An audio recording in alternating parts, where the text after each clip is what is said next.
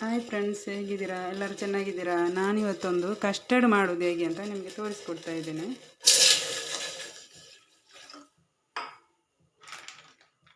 ಇದಕ್ಕೆ ನಾನು 1.5 ಗ್ಲಾಸಷ್ಟು ಹಾಲನ್ನು ಹಾಕ್ತಾ ಇದ್ದೇನೆ. ಸ್ವಲ್ಪ ಮಾಡೋದರಿಂದ ಸ್ವಲ್ಪ ಹಾಲು ಹಾಕಿದ್ದೇನೆ. ಇದಕ್ಕೆ 1 ಗ್ಲಾಸು ನೀರು ಹಾಕ್ತಾ ಇದ್ದೇನೆ.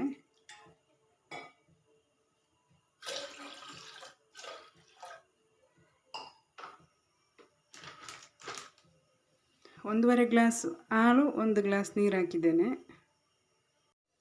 ಇನ್ನು ಇದಕ್ಕೆ ನಾನು 1 ಕಪ್ಪು ಸಕ್ಕರೆ ಹಾಕ್ತಾ ಇದ್ದೇನೆ.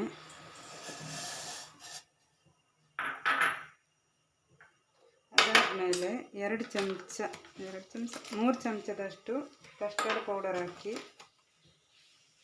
ಅದಕ್ಕೆ ಸ್ವಲ್ಪ ಹಾಲು ಹಾಕಿ ಅದನ್ನು ಮಿಕ್ಸ್ ಮಾಡ್ತೇನೆ.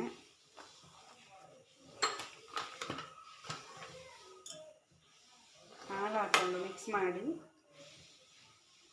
ಇಡ್ತೇನೆ.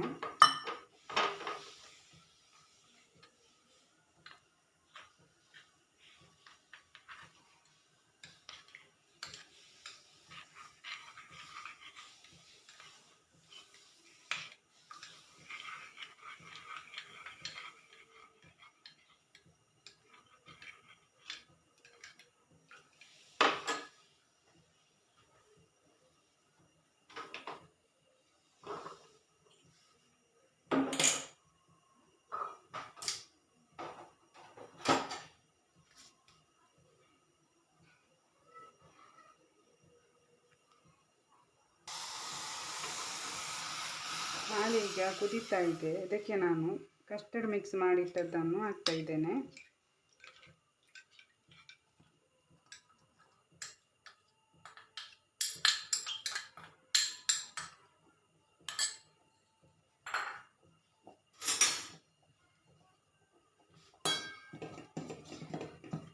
ಒಂದು ಕುದಿ ಬರುವಷ್ಟು ಹೊತ್ತಿಗೆ ಇದನ್ನು ನಾನು ಇಳಿಸ್ಕೊಂಡು ಮತ್ತೆ ಇದು ಸ್ವಲ್ಪ ತಣ್ಣಗಾದ ಮೇಲೆ ಫ್ರಿಜ್ಜಲ್ಲಿ ಇಡ್ತಾ ಇದ್ದೇನೆ.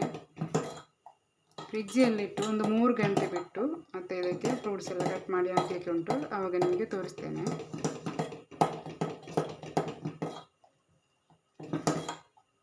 ನಿನ್ನೆ ಕಸ್ಟರ್ಡ್ ಮಾಡಿ ಇಟ್ಟಿದ್ದೇನೆ, ಅದನ್ನೀಗ ರೆಡಿ ಮಾಡ್ತಾ ಇದ್ದೇನೆ. ಮಾಡಿಟ್ಟಂಥ ಕಸ್ಟರ್ಡನ್ನು ಮಿಕ್ಸಿಗೆ ಹಾಕಿ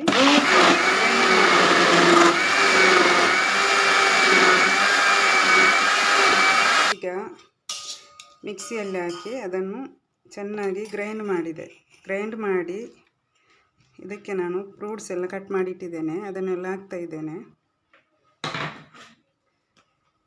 ನೀವು ನೋಡಿ, ಇದು ದಾಳಿಂಬೆ, ದ್ರಾಕ್ಷೆ ಮತ್ತು ಬಾಳೆಹಣ್ಣು, ಅದೇ ಥರ ಒಣ ದ್ರಾಕ್ಷೆ ಮತ್ತು ಖರ್ಜೂರ ಎಲ್ಲ ಉಂಟು. ಇದರಲ್ಲಿ ಕಟ್ ಮಾಡಿ ಇಟ್ಕೊಂಡಿದ್ದೇನೆ, ಕಾಣುವುದಿಲ್ಲ. ಖರ್ಜೂರ ಎಲ್ಲ ಉಂಟು. ತುಂಬ ಏನು ಹಾಕೋದಿಲ್ಲ, ಇಷ್ಟೇ ಹಾಕೋದು ನಾನು.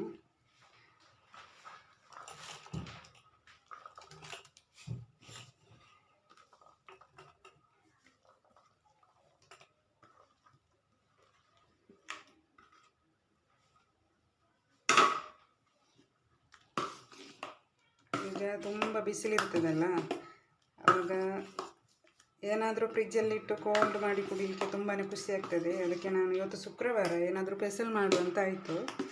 ಅದಕ್ಕೆ ನಾನು ನಿನ್ನೆನೆ ರಾತ್ರಿ ಕಸ್ಟರ್ಡ್ದೆಲ್ಲ ರೆಡಿ ಮಾಡಿ ಇಟ್ಕೊಂಡೆ.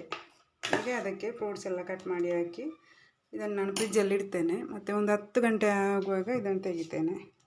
ಯಾಕೆಂದರೆ ತುಂಬ ಬಿಸಿಲು ಬರ್ತದಲ್ಲ, 10-10:30 ಎಲ್ಲ ಆಗುವಾಗ, ಆವಾಗ ಕುಡಿಲಿಕ್ಕೆ ತುಂಬ